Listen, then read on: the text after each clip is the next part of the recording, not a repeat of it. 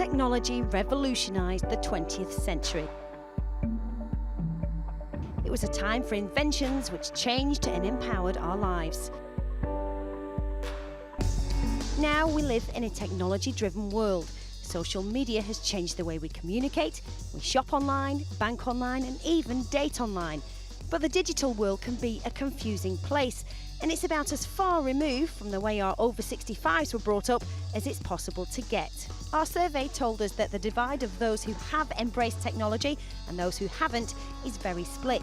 49% of over 65s own a smartphone or computer, but 51% don't, meaning they're fast being left behind in a rapidly changing world.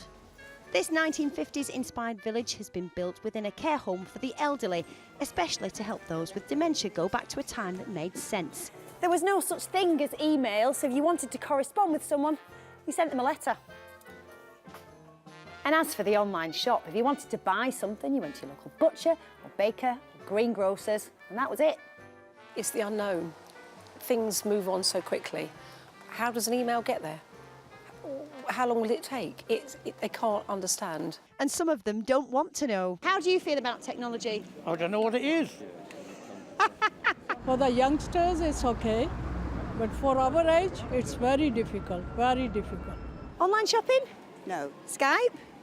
No. Pay by phone parking? Is it something you'd be interested in learning? Not really, no. I'm 83, I don't want to start going to school again, do I?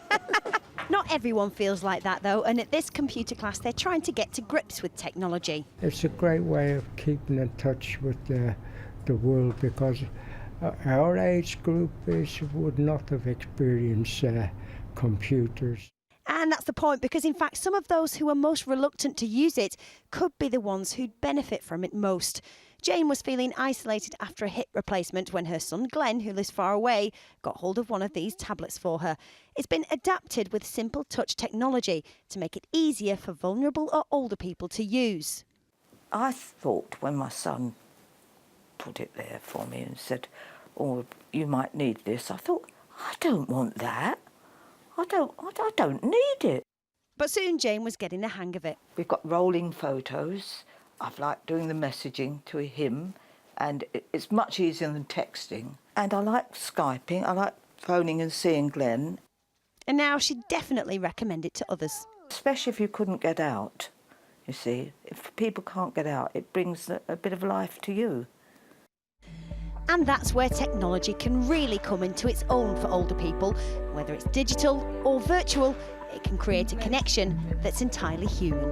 Bye, Mum, love you. Bye. Ruth Liptrot, 5 News.